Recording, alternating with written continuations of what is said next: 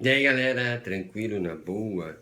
Hoje eu vou falar sobre narrativas.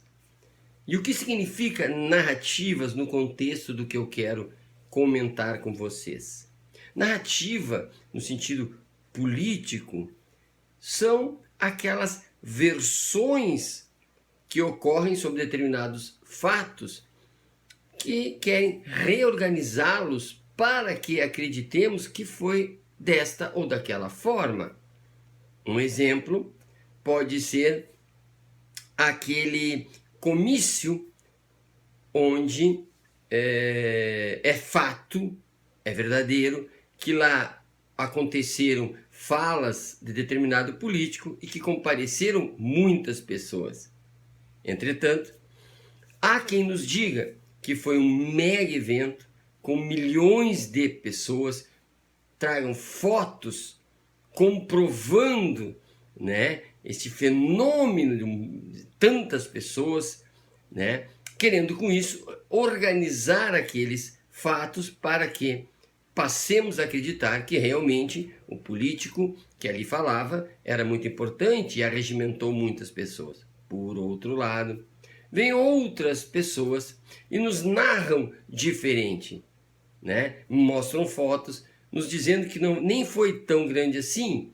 Também nos dizem, reorganizando os fatos, que ali estavam tantas pessoas porque era um final de semana, a rua estava aberta para todos e esse político nem era tão importante assim, nem falou tanta coisa legal. Acontece que as pessoas já estavam ali porque afinal de contas era um final de semana e estava aberto ao público. Percebam que os fatos permaneceram onde estavam, mas como se organizou, como se construiu a credibilidade, a sequência lógica dos eventos, essa construção foi diferente. E, portanto, para as pessoas que ouviam essa narrativa, ficou a responsabilidade de discernir qual das duas narrativas deveria prevalecer. Então percebam que a narrativa não é uma mentira, não é exatamente ignorar, passar por cima dos fatos, não é meramente uma fantasia, mas é uma reorganização daquilo que de fato aconteceu. Portanto, é preciso que compreendamos, ao ouvirmos quem nos narra, seja o jornalista, seja o vizinho, seja lá quem for, que quem narra, ele parte do fim da história para o início. Como assim? O narrador, neste sentido, ele pensa no fim, ou seja, o que eu quero que a pessoa entenda desses eventos, né? Ou ainda, o que essa pessoa, o que ela quer entender sobre esses eventos. Então é do fim para o início. E assim que o narrador decide o fim, então ele organiza os fatos, não os nega, reorganiza, cria credibilidade, né? E, portanto, ele consegue passar uma mensagem que já tinha um endereço. Então vejam que não é uma invencionice. De certa forma tem alguma parceria com o mito, os mitos gregos. Só que os mitos, eles podiam ser fantasiosos. Caía um raio, um fato, e para explicar o raio, eles criavam um deus. O deus fantástico utilizava-se do raio.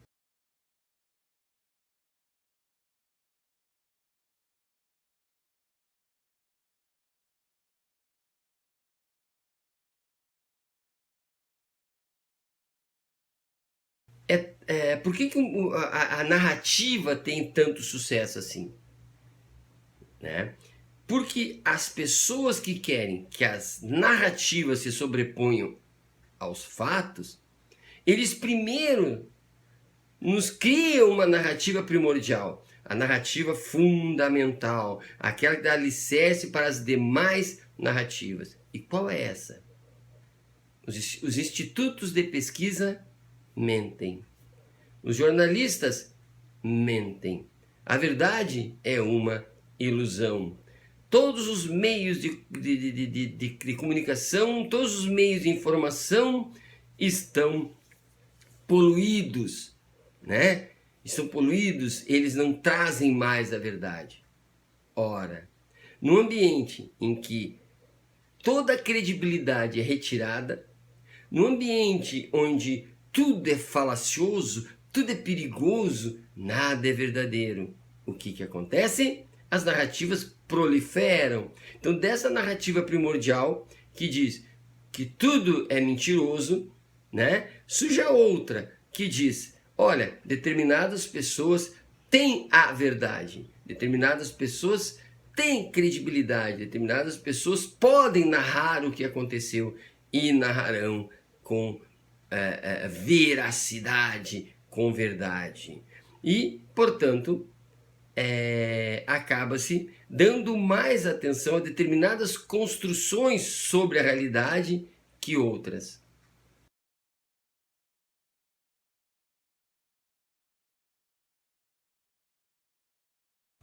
Outra similaridade com o mito, da narrativa com o mito, é que o mito trazia uma certa moralidade. Por exemplo, se tu agradasses ao Deus do raio, ele não mandaria um raio atingir a tua casa, né? O mito nos orientava, ou orientava os gregos, os caminhos melhores, moralmente mais corretos do que outros, né? Criava um certo padrão, ou queria um padrão comportamental, né? Que agradava os deuses e, portanto, as pessoas sairiam ilesas das intempéries, ou os deuses ajudariam nas guerras, enfim, né? E as narrativas políticas, de certa forma, elas trazem também uma moral, né? Qual a moral da história? Se perguntam, né? As pessoas ao lerem uma historinha infantil, né? Qual a moral da história? O que essa história quis dizer? As narrativas também, elas têm uma moral no sentido de que tem uma coisa a dizer. Elas têm uma informação. Essas narrativas dizem a que Deus tu deve servir, né? Porque senão haverá uma punição. Essas narrativas dizem que tu deves acreditar na construção X sobre a realidade, né? Na versão dada sobre a realidade, e então tu poderás ser feliz, evitarás o comunismo, evitarás o fechamento das religiões e tal, e tu serás feliz. Mas se tu acreditares na outra versão, tu serás punido, né? Porque perderás tua casa, a tua liberdade, e etc, etc, e etc. Então, percebam aqui três elementos importantes, né? Para nós compreendermos o contexto que nos leva, né, a nos aproximarmos de um fascismo, né, de uma extrema-direita. Primeiro elemento é a versão fundadora, a narrativa fundadora, que é a verdade não existe mais. Portanto, tudo é possível. Aí nós nos sentimos inseguros. Segundo, agora é preciso encontrarmos alguém que nos narre de maneira coerente. É preciso alguém com credibilidade, talvez uma espécie de Deus, alguém poderoso que nos narre corretamente. E terceiro, a ameaça, né? Se nós não acreditarmos na narrativa correta, vamos nos entregarmos ao comunismo, a uma coisa horrorosa. Percebam que esses três elementos, né, eles conseguem levar milhões de pessoas a escolherem uma determinada narrativa, a escolher determinadas versões, a escolher determinadas organizações lógicas para a realidade e, portanto, se submeterem a essas versões e se entregarem, porque não acreditam mais em nada, mas acreditam na pessoa, na personalidade, no mito, no Deus, naquele cara que vai dizer a verdade, que vai separar o joio do trigo, preferencialmente se aproximando de versões religiosas para que tenha mais credibilidade ainda. Portanto, e encerrando, cuidado com as narrativas, porque elas seduzem justamente porque se de um lado se afastam das ciências, né?